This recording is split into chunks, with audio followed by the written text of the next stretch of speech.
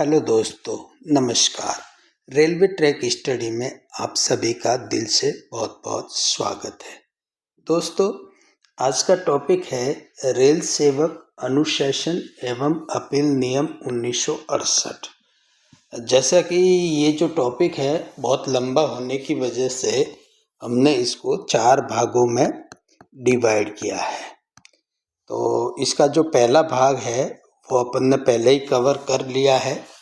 आज अपन पढ़ेंगे दूसरा भाग। तो इस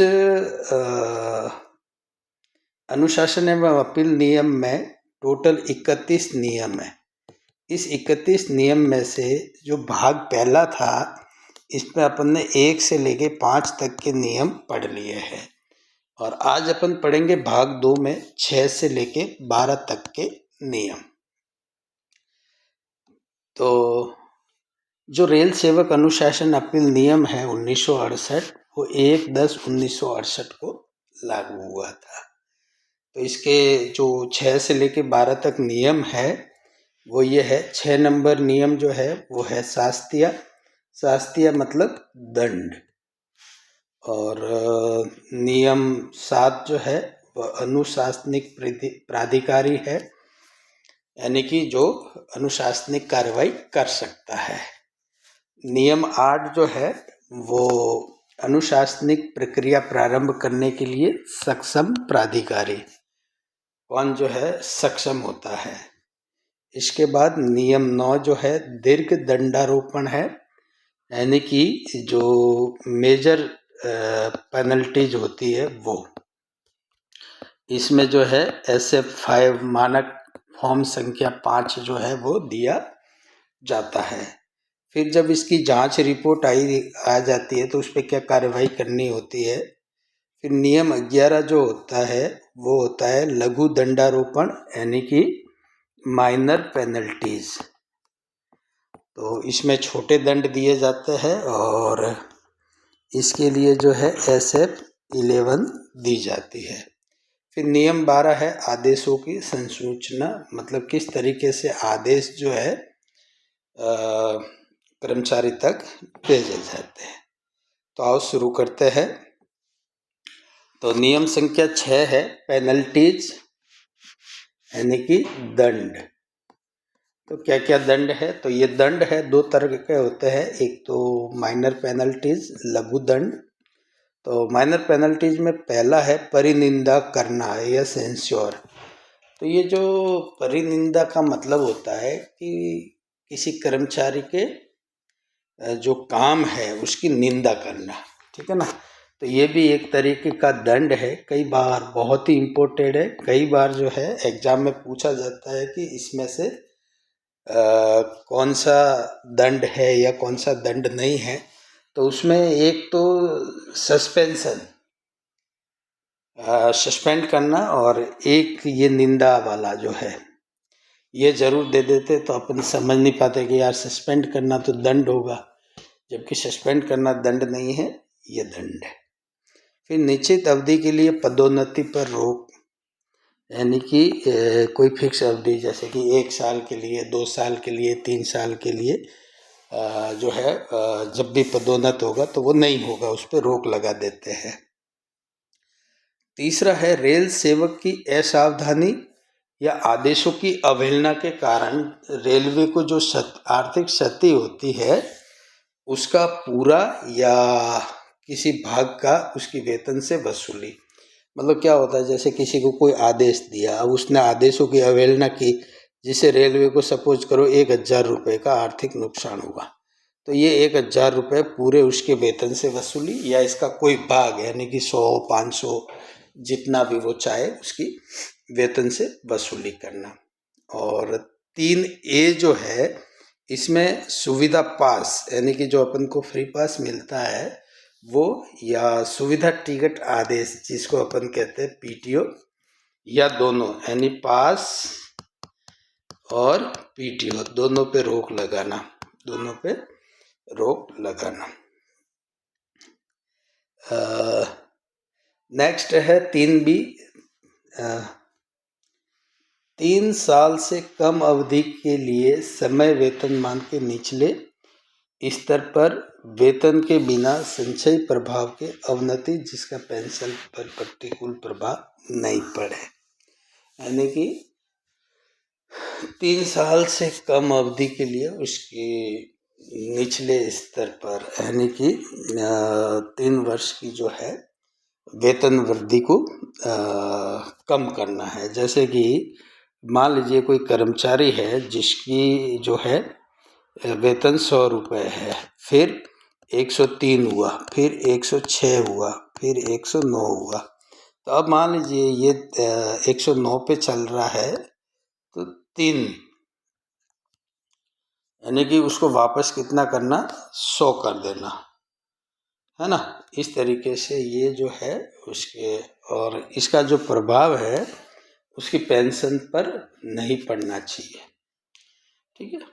फिर 4 है, निर्धारित अवधि के लिए वार्षिक वेतन वृद्धियों पर इस अतिरिक्त निर्देश के साथ रोक की दंड समाप्ति की अवधि के बाद इस रोक का अगली वेतन वृद्धियों पर प्रभाव पड़ेगा या नहीं पड़ेगा, ठीक है ना। तो वार्षिक वेतन वृद्धि मतलब हर कर्मचारी को वार्षिक वेतन वृद्धि मिलती है। कुछ कर्मचारियों को जो है 1 जनवरी को मिलती है और कुछ को जो है 1 जुलाई को वार्षिक वेतन वृद्धि यानी इंक्रीमेंट जो है वो मिलता है। तो निर्धारित अवधि के लिए, यानी कि जैसे कि उसने कहा कि भाई आपकी 2 साल का इंक्रीमेंट बंद कर दिया जाता है, तो अब जैसे कि 100 रुपये है उसका वेतन, अब 2 साल का मतलब जैसे कि ये 2026 में इसका 1 जनवरी 2026 को 100 रुपये है, ठीक है। अब मान लीजिए 2 साल के लिए रोक ली, तो 1 जनवरी 2027 को ये कितना होना चाहिए, 103 होना चाहिए। फिर 1 जनवरी 2028 को कितना होना चाहिए, 106 रुपये होना चाहिए, ठीक है ना। तो अब वेतन वृद्धि रोक ली, तो फिर ये 1 जनवरी 2028 को भी वो वेतन कितना हो जाएगा, 100 रुपये ही रहेगा, ठीक है ना। अब इसका 2 तरीके हैं कि एक तो उसका भविष्य में उसका प्रभाव पड़ेगा या नहीं पड़ेगा अवधि समाप्त होने के बाद। तो जब 1 जनवरी 2029 आएगा तब क्या होगा कि भाई उस समय अगर इसका प्रभाव पड़ेगा तो फिर 1 जनवरी 2029 को ये 103 रुपये वेतन हो जाएगा, और भविष्य पे प्रभाव नहीं पड़ेगा तो ये जो बंद थी वो तो हो गई, फिर यहाँ जाके सीधा 109 रुपये हो जाएगा। तो इस तरीके से उसका भविष्य में प्रभाव पड़ेगा कि नहीं पड़ेगा वो होता है। अब आता है दीर्घ दंडारोपण या मेजर पेनल्टीज, और ये जो मेजर पेनल्टीज है बहुत ही खतरनाक है। इसके लिए जो है SF5 यानी मानक फॉर्म संख्या 5 दिया जाता है, ठीक है ना। तो ये जो इसमें 5 नंबर जो है वो 3B के समान ही है। उसमें जो है वेतनमान के निचले स्तर पर कमी करना होता है, और इस संबंध में आगे निर्देश देना कि अवधि समाप्ति पर कमी से उसके वेतन भविष्य में वेतन वृद्धि स्थगित होती है कि नहीं, ये जैसा है 3B जैसा ही है। फिर 6 नंबर है वेतन पद श्रेणी सेवा में निचले वेतनमान में कमी। मतलब जैसे कि एक कर्मचारी है जो इनिशियली 1800 ग्रेड पे में भर्ती हुआ, फिर उसका प्रमोशन होकर 1900 में आया, फिर उसका प्रमोशन होकर 2400 में आया, फिर उसका प्रमोशन होकर 2800। अब मान लीजिए वो 2800 में काम कर रहा है, ठीक है। अब उसके वेतनमान में कमी करी तो मान लीजिए उसको 2400 कर दिया, या फिर 1900 कर दिया, या फिर 1800 कर दिया, तो ऐसे उसके वेतनमान में क्या कर दी, कमी कर दी, ठीक है ना। तो रेल कर्मचारी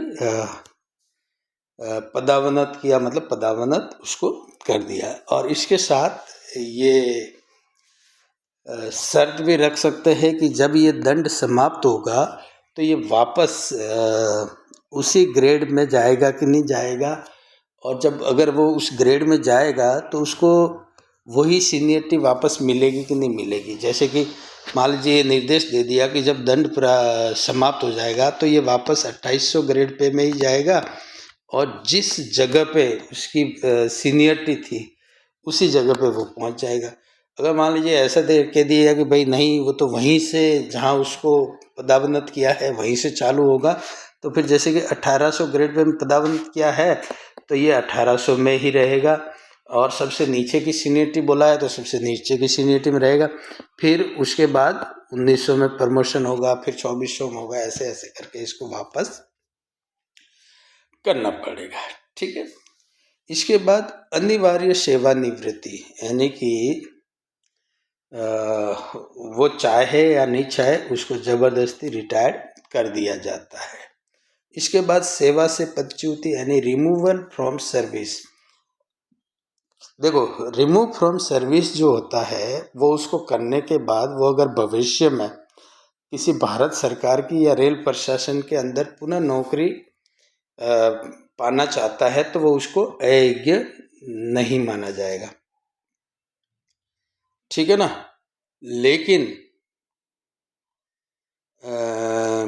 अगर ये जो लास्ट वाला पॉइंट है बर्खास्तगी, डिसमिसल फ्रॉम सर्विस, तो इस डिसमिसल फ्रॉम सर्विस में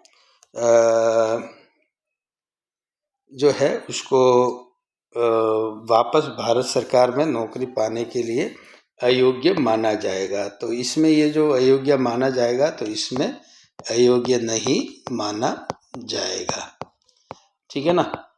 और इसमें जो है यानी कि ये वापस किसी भी भारत सरकार के पद पर या रेल में पुनः भर्ती नहीं हो सकता। नेक्स्ट है नियम 7, अनुशासनिक प्राधिकारी डिसिप्लिनरी अथॉरिटी, जो डिसिप्लिनरी कार्रवाई को चालू कर सकता है। तो इसमें भारत का राष्ट्रपति जो होता है वो सर्वोच्च अनुशासनिक प्राधिकारी है। वो किसी भी रेल कर्मचारी के खिलाफ नियम 6 में जो शास्तियाँ बताई गई है वो सजा दे सकता है। ठीक है। इसके अलावा कोई पद के किसी सेवक को नियम 6 में विधिक सजा दे सकता है, वो भी अनुशासनिक अधिकारी होता है। मतलब जिसको पास नियम 6 के अनुसार कोई भी सजा देने का उसके पास वो है प्राधिकार, वो भी अनुशासनिक प्राधिकारी हो सकता है। उच्चतर पद पर स्थानापन्न रेल कर्मचारी के अनुशासनिक प्राधिकारी का निर्धारण उस कर्मचारी के स्थानापन्न उच्चतर पद के आधार पर किया जाएगा, न कि मूल पद पर। मतलब जैसे कि मान लीजिए कोई 1800 ग्रेड पे में भर्ती हुआ, फिर वो प्रमोट होते होते अब 2800 ग्रेड पे में आ गया, तो अब इसके अनुशासनिक प्राधिकारी का जो निर्णय किया जाएगा वो 2800 ग्रेड पे के हिसाब से किया जाएगा, न कि उसके मूल पद के अनुरूप। नेक्स्ट है अनुशासनिक प्रक्रिया प्रारंभ करने के लिए सक्षम प्राधिकारी। ठीक है ना। तो क्या है, भारत के राष्ट्रपति और उनके द्वारा शक्ति प्रदत्त कोई प्राधिकारी ऐसा चाहे तो, यानी या तो भारत का राष्ट्रपति या भारत के राष्ट्रपति की ओर से कोई भी प्राधिकारी जो ऐसा कर सकता है। ठीक है। किसी रेल सेवक के विरुद्ध अनुशासनिक जांच प्रक्रिया आरंभित कर सकता है, या रेल सेवक को नियम 6 के अनुसार कोई दंड देने के लिए सक्षम अनुशासनिक प्राधिकारी को जांच प्रक्रिया आरंभ करने का आदेश दे सकता है, यानी कि राष्ट्रपति या उसके द्वारा शक्ति प्रदत्त कोई अधिकारी। अब जो दीर्घ दंडारोपण की जांच प्रक्रिया है वो कैसे होगी, तो इसमें सबसे पहले किसी भी कर्मचारी को सीधा दंडित नहीं किया जा सकता, उसको जो है अपने बचाव के लिए युक्ति संगत अवसर जो है प्रदान करने जरूरी है। ठीक है ना। तो ये प्रक्रिया के दौरान सबसे पहला काम क्या है, आरोप पत्र जारी करेंगे। तो आरोप पत्र यहाँ पे कौन सा, SF5 मानक फॉर्म संख्या 5 जो है उसको जारी करना पड़ेगा। ठीक है। और वो तभी किया जाएगा जब प्रथम दृष्टया उसमें पास प्रमाण हो। ठीक है ना। इसके बाद आरोप पत्र के साथ आरोपों का शीर्षक, आरोपी के प्रत्येक शीर्षक का विवरण और विश्वसनीय रिकॉर्ड की सूची। ठीक है ना। और गवाहों की सूची जो है वो भी उसके साथ संलग्न की जानी चाहिए। और दीर्घ दंडारोपण की प्रक्रिया में मानक फॉर्म 5 यानी SA-5 जो है वो दिया जाता है। ठीक है। इसमें क्या क्या शामिल किया जाएगा? एक तो आरोपी कर्मचारी का पूरा विवरण और जांच प्रक्रिया चलाने का निश्चय,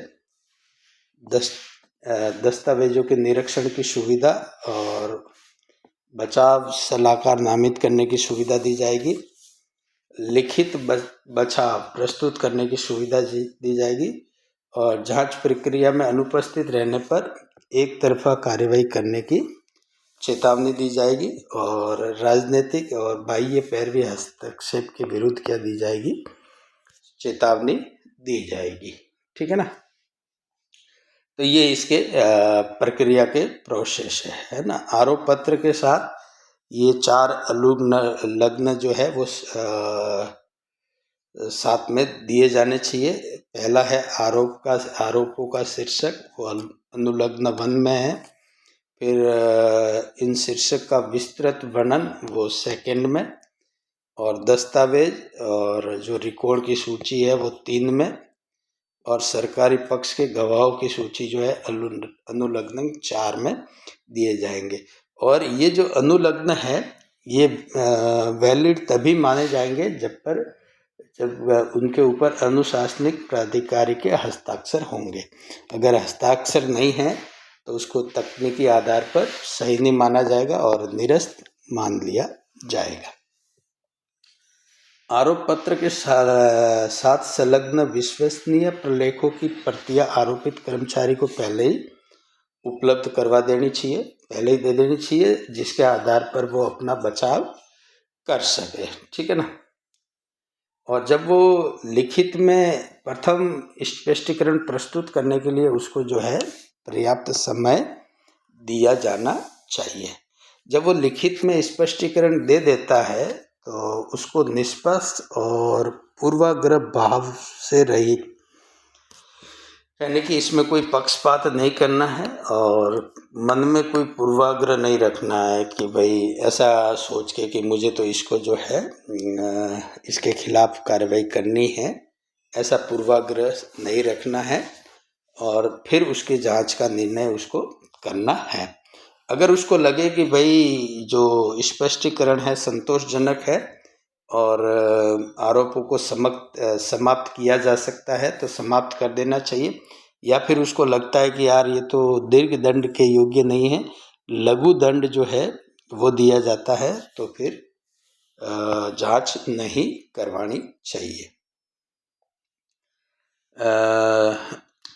अनुशासनिक अधिकारी स्वयं मामले की जांच कर सकता है या फिर उसके लिए एक जांच अधिकारी जो है वो नियुक्त कर सकता है, यानी या तो वो स्वयं करेगा या जांच अधिकारी। ठीक है ना। और जो रेल सेवक है, जो आरोपी कर्मचारी है, वो या तो अपने मामले को खुद, ठीक है, या फिर रेल प्रशासन में कार्यरत किसी अन्य रेल कर्मी की सहायता से प्रस्तुत कर सकता है। इसमें सेवानिवृत्त रेल कर्मचारी भी शामिल है। इसके लिए मैंने एक विस्तृत वीडियो जो है बनाया है, जिसमें ये बताया है कि भाई वो सेवानिवृत्त रेल कर्मचारी या जो सेवारत रेल कर्मचारी है वो कौन हो सकता है। जांच के दौरान अभियोजन पक्ष के गवाहों से जिरह करने, बचाव के पक्ष में गवाहों को प्रस्तुत करने का अवसर उसको पूरा का पूरा दिया जाना चाहिए। ठीक है ना। उसको पूरा अवसर दिया जाना चाहिए। आरोपित कर्मचारी को अपना लिखित बयान तथा जांच के अंत में लिखित सारांश प्रस्तुत करने का अवसर भी उसको दिया जाना चाहिए। ठीक है ना। इसके बाद जांच अधिकारी साक्ष्यों का न्यायिक मूल्यांकन करके निष्पक्ष जांच रिपोर्ट प्रस्तुत करनी चाहिए। ठीक है ना। जो जांच अधिकारी है उसको निष्पक्ष जांच रिपोर्ट प्रस्तुत करनी चाहिए और उसकी एक कॉपी जो है वो आरोपित कर्मचारी को देनी चाहिए, अनुशासनिक प्राधिकारी को निर्णय देने से पहले। ठीक है। जांच की समाप्ति पर एक रिपोर्ट तैयार की जाएगी। ठीक है, यानी कि जांच जब पूरी हो जाएगी तो एक रिपोर्ट तैयार की जाएगी। उसमें आरोप की मद, अवचार और कदाचार, जो भी उसका वो जो है आरोप, उसके पूरा विवरण और उसके प्रतिवाद और हर मद के बारे में जो साक्ष्य है, सबूत है, उसका निर्धारण करेगा और आरोप के हर मद का निष्कर्ष और उसका कारण भी उसमें लिखेगा। ठीक है ना। उसके बाद वो क्या करेगा, जांच प्राधिकारी अनुशासनिक प्राधिकारी को जांच रिपोर्ट तथा उसकी प्रस्तुत आरोपित कर्मचारी के प्रतिवेदन पर निष्पक्ष रूप से विचार करके ही निर्णय लेना चाहिए। यदि ऐसा करना न्याय के हित में हो तो स्वयं जांच अधिकारी द्वारा या आगे जांच करवाई जानी चाहिए। ठीक है ना। तो कुल मिला के ये है कि उसको निष्पक्ष जांच जो है कर लेनी चाहिए।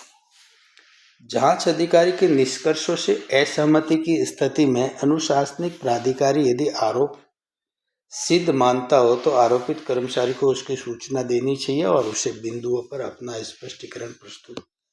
ठीक है ना। मान लीजिए जांच अधिकारी की बातों से वो सहमत नहीं है अनुशासनिक प्राधिकारी, और उसको लगता है कि भाई ये कर्मचारी पे दोष सिद्ध होता है, तो उसको उसकी सूचना उस कर्मचारी को देनी चाहिए और इस बारे में जो है स्पष्टीकरण प्रस्तुत करने के अवसर भी दिए जाने चाहिए। जांच अधिकारी से प्राप्त रिपोर्ट को आरोपित कर्मचारियों को भेजते समय अनुशासनिक अधिकारी को article of charge fully proved या article of charge fully substantial जैसी शब्दावली का प्रयोग नहीं करना चाहिए, ताकि ऐसा प्रतीत नहीं हो कि भाई ये जो जांच करवाई गई है वो पूर्वाग्रह से ग्रस्त है।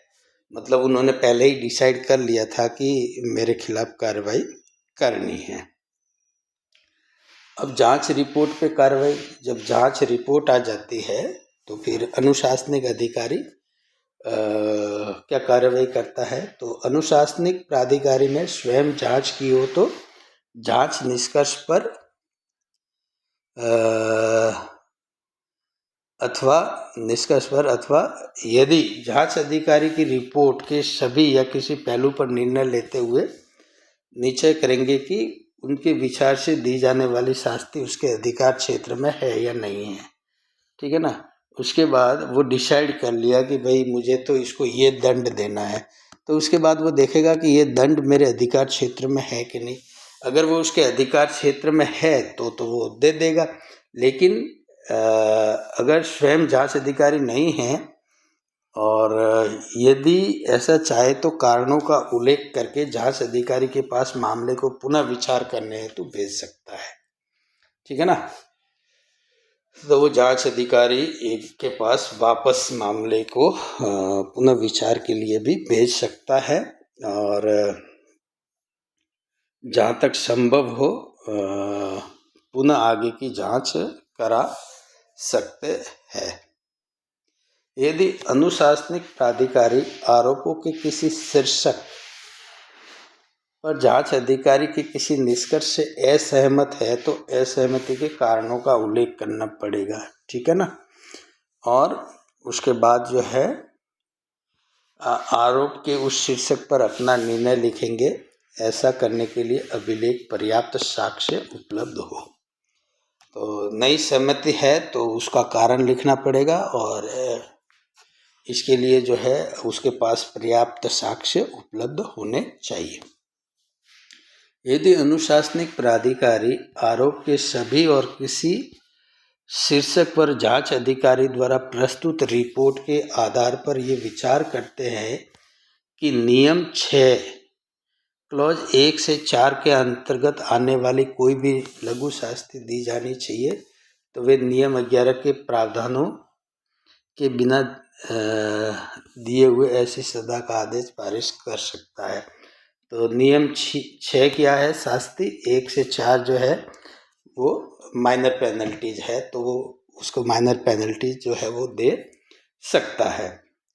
अनुशासनिक प्राधिकारी आरोप के प्रत्येक या किसी एक शीर्षक पर दिए गए जांच निष्कर्षों और जांच के दौरान प्रस्तुत किए गए साक्ष्यों के आधार पर निष्कर्ष पर पहुंचते हैं कि नियम 6 5 से लेकर 9, ये जो नियम 5 से लेकर 9 है ये मेजर पेनल्टीज में आते हैं। कोई दंड दिया जाना है चाहिए तो वे ऐसा कर सकते हैं जिसके लिए आरोपित रेल सेवक को प्रस्तावित शास्ति के संबंध में सूचना और इसके लिए प्रतिवेदन प्रस्तुत करने का अवसर जो है वो प्रदान किया जाना चाहिए। ठीक है ना। तो अगर माइनर पेनल्टीज देनी है तो वो डायरेक्ट दे देगा, लेकिन अगर मेजर पेनल्टी देनी है तो इसके संबंध में वो उस आरोपी कर्मचारी को सूचना देंगे और उसको प्रतिवेदन प्रस्तुत करने का अवसर भी प्रदान करेंगे। अच्छा, नेक्स्ट है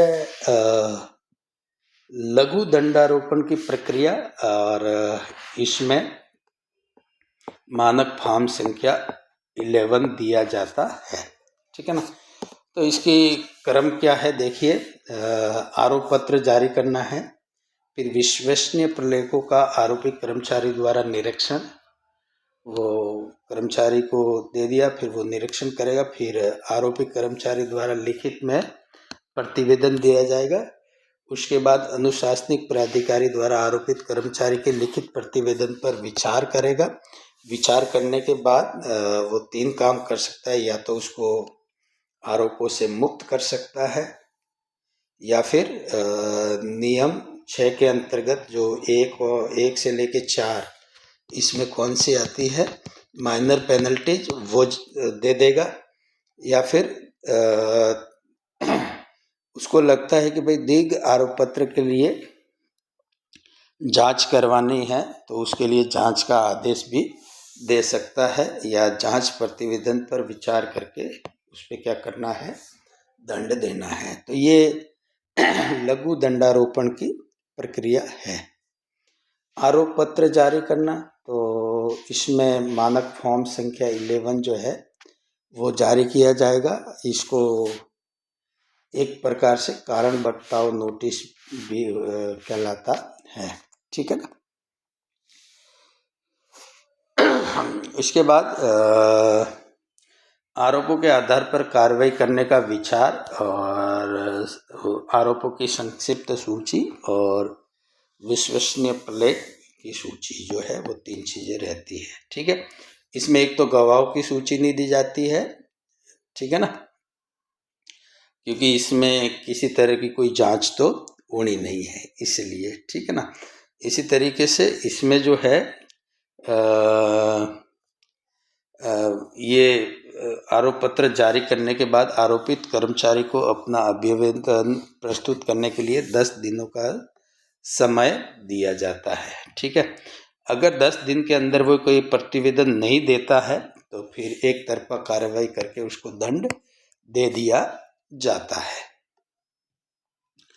फिर विश्वसनीय प्रलेखों का आरोपित कर्मचारी द्वारा निरीक्षण।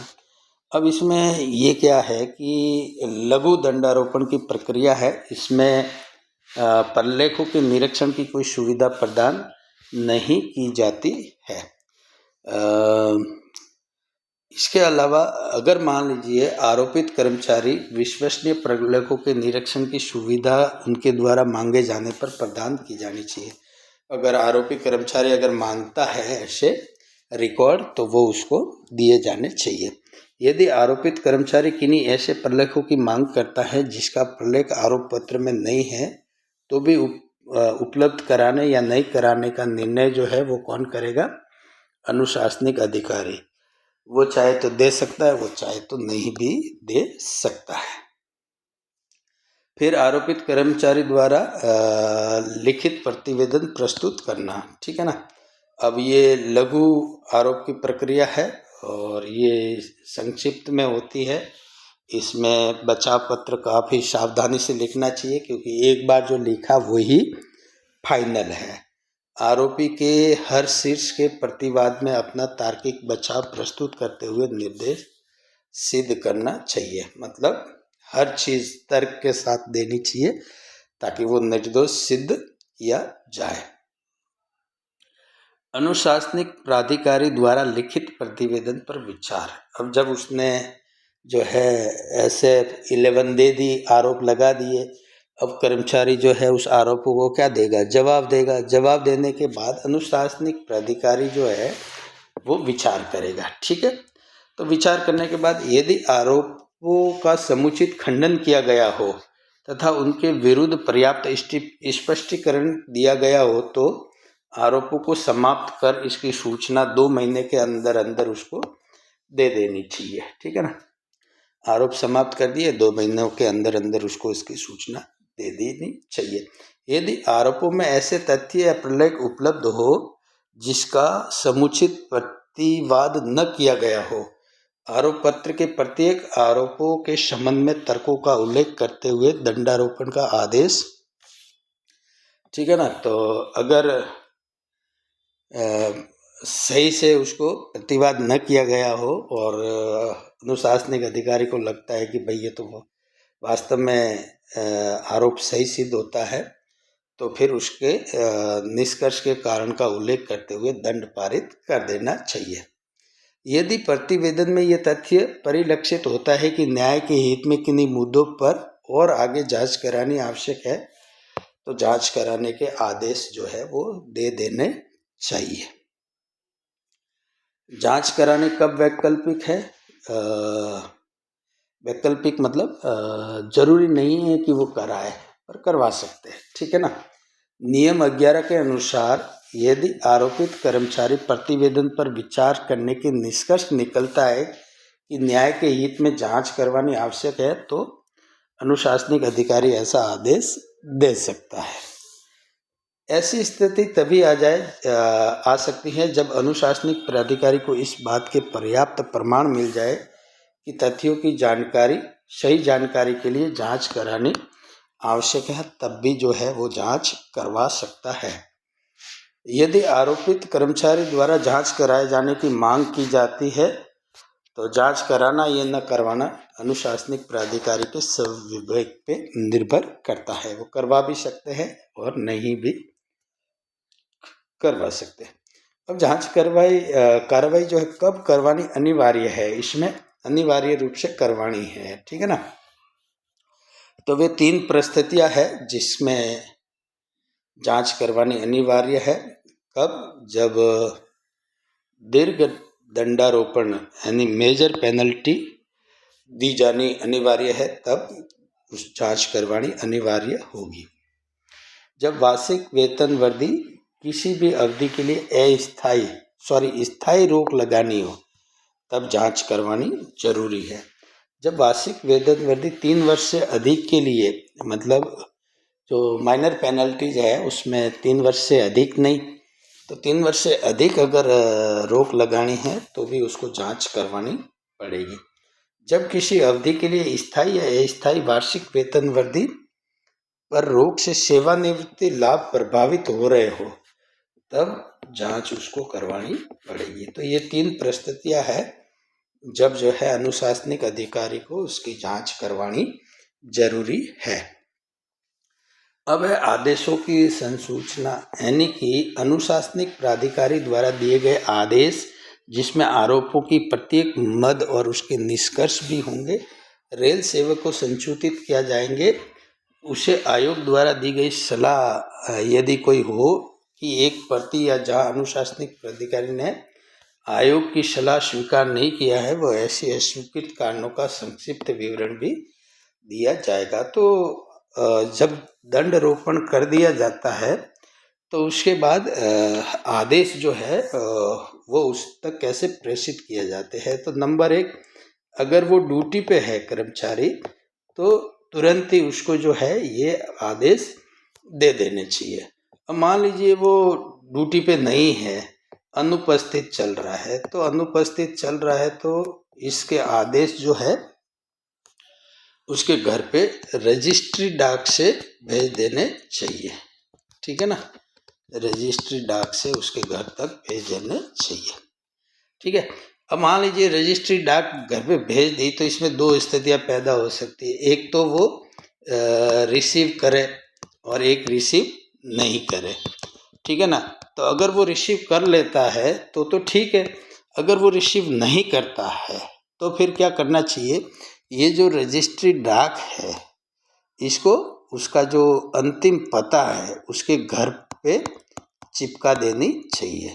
ठीक है ना, इन सभी में जो देने की जो तारीख होगी, अगर ड्यूटी पे है तो जिस तारीख को देंगे वो अनुपस्थित है तो जिस तारीख को रिसीव करेंगे वो, और इसमें अगर रिसीव नहीं करता है तो फिर उसके घर पे जिस तारीख को चिपकाएंगे वही उसकी रिसीव करने की तारीख मानी जाएगी। तो ये था दोस्तों नियम 6 से लेके 12 तक, बहुत ही इम्पोर्टेंट है। इसका एक विस्तृत वीडियो भी मैंने बनाया है जो आपके बहुत ही काम आ सकता है, उसको भी अवश्य देखें। और वीडियो कैसा लगा कमेंट्स में ज़रूर बताएं, और वीडियो को लाइक करें, शेयर करें और चैनल को सब्सक्राइब करें। धन्यवाद।